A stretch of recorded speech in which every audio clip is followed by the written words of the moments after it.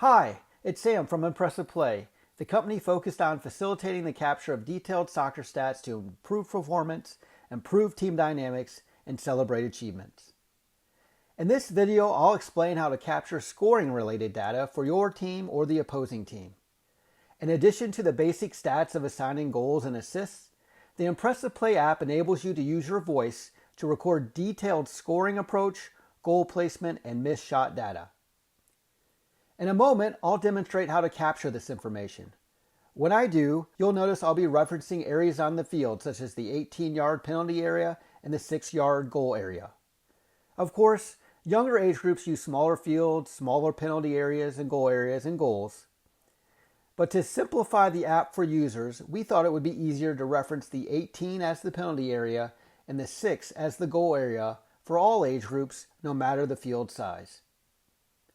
For the scoring approach metric, you'll notice I'll reference the lanes of the field, such as the left, center, and right lanes.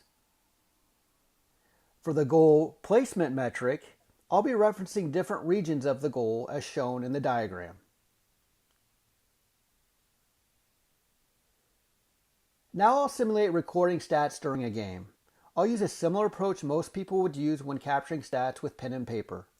I'll first identify and state the player name, nickname, or number, then the metric category, and lastly, the event details. And remember, to record data, the player name, nickname, or number you use must be entered into the team roster.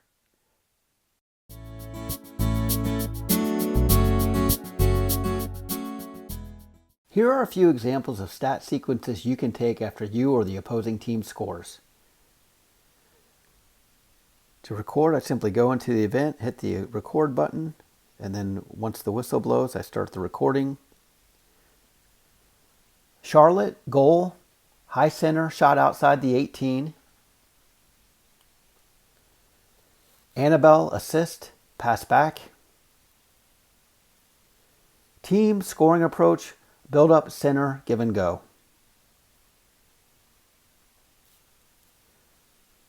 Annabelle, goal, shot right side of the 6. Maddie, assist, cross top of the 6. Team, scoring approach, build up right side, cross top of the 18.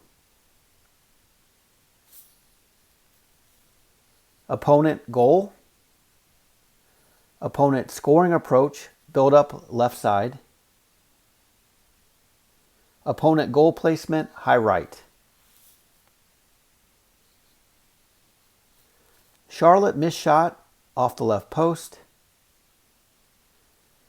Opponent, missed shot, over the crossbar. Now let's review the data. I'll first review the player stats page followed by the team stats page. You're allowed to finalize the results once per event. At any other time, you can simply pause the recording. Right now, the data is processing, and then at this point, I simply wait for a notification that the data is ready to review.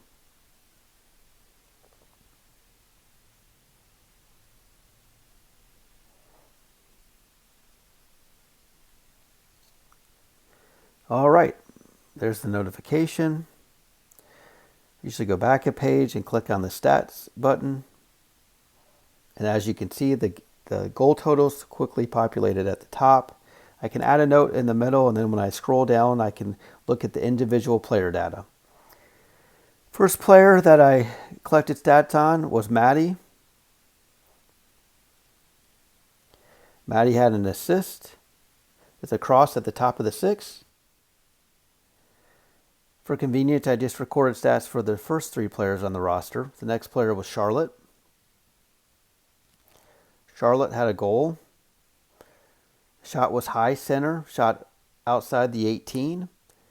The AI added an extra word so I can quickly go in and edit that out. I don't have to. I can still see the intent of the data, but you always have that option. It won't affect the season totals chart if you don't.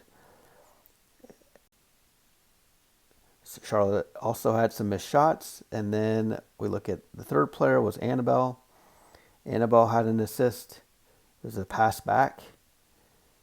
And Annabelle had a goal. It was a shot right side of the 6. So that's the player data that I recorded. If I go back to the stat chart, I can look here in the middle and see that there's also a team chart. This is where you have the option to track whether or not you're beating teams that are ranked higher or lower than you. You can track if your team's playing better at different weather conditions or different times of the day. As you can see side-by-side comparison of goal placement, of missed shots, who's not finishing, for example, or who did a better job finishing, and then scoring approach. So we'll look at just a few of these. The opponent's goal placement, the shot was high right. That's great data for your goalie. We can look at missed shots. The opponent kicked one over the crossbar. And then we can look at scoring approach.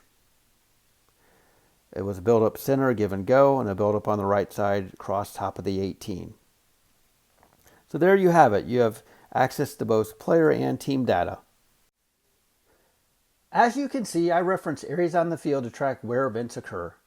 By using this approach throughout a season, you'll begin to see trends regarding how your team scores or opponents score against you. The stats can be used to make data-driven roster, playing time, and formation adjustments. The data can be shared with players to communicate why the adjustments are being made and discuss player-specific strengths and areas for improvement that are data-based, not simply a coach's opinion.